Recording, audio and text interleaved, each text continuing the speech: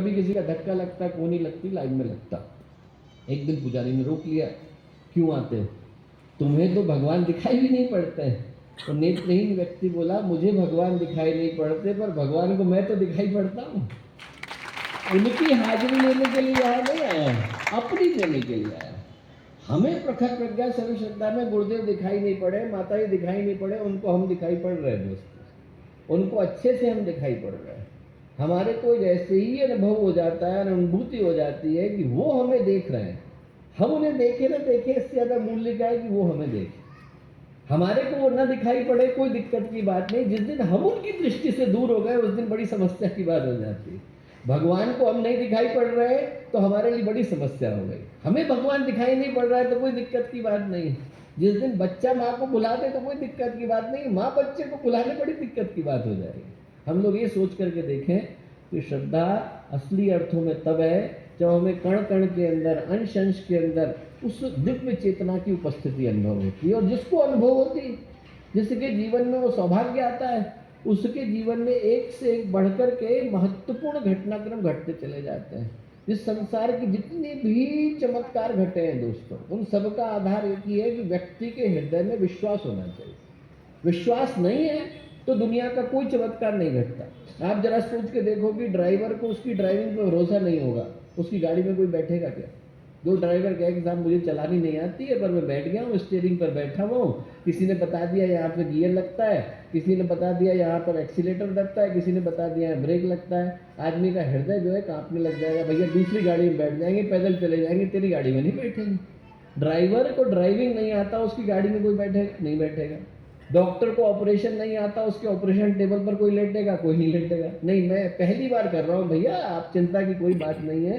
आज पहली बार किसी ने हाथ में औजार पकड़ा दिए, तुम्हारे को बेहोश कर देंगे और तुम्हारा आम लिवर निकाल देंगे। कोई करेगा? कोई नहीं करेगा। व्यक्ति के पास विश्वास जो है संसार की सबसे बड़ी पूंजी है। आप जरा सोच के देखो, जिसको अपने ऊपर भरोसा नहीं है, भगवान के ऊपर भरोसा नहीं है, वो जिंदगी कैसे काटेगा? हमारी जिंदगी की जो सबसे बड़ी कीमत है और सबसे बड़ी पूंजी है, वो अपने ऊपर भरोसा है, अपने गुरु के ऊपर भरोसा है, अपने मंत्र के ऊपर भरोसा है, अपनी उपासना के ऊपर भरोसा है। जिस चीज को हम लोग करने के लिए गए हैं, वो हमारे जीवन की सबसे कीमती संपदा है। आप लोग यहाँ से वो उपहार लेकर के जाइए जो उपहार व्यक्ति के जीवन को सदा के लिए बदल देता है। और वो उपहार क्या है? हमारे ऊपर भरोसा।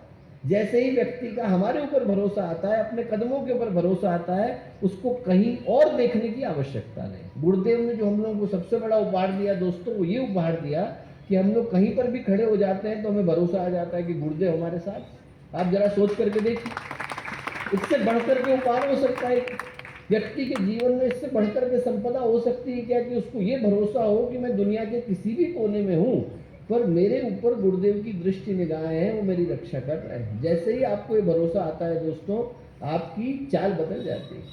छोटा सा बच्चा जा रहा हो और अकेला जा रहा हो, इतनी देर में कहीं से पापा मम्मी की आवाज़ आ जाए तो उसका भरोसा वापस आ जाता है। अंधेरी राह पर आप जा रहे हो, दूर में कहीं बल्ब जलता दिख जाए, आपका भरोसा वापस आ जाता है। आपके अंदर का भरोसा वापस आ जाता है यदि आपको महसूस हो जाए कि कोई आपके साथ विद्यमान है। और मैं दोस्तों आपको यही बताने आया, सिर्फ एक ही लाइन की बात है और काम की बात। प्रखर प्रज्ञा सर्व श्रद्धा का क्या किया हमने? अनावरण। अनावरण का मतलब वो पहले से थे, हमने पर्दा हटाया। ऐसा नहीं कि गुरुदेव माता जी साथ है, गुरुदेव माता जी पहले से यहीं पर विद्यमान थे, हमने सिर्फ पर्दा हटाने का काम किया है। वो आप लोगों के साथ हमेशा थे।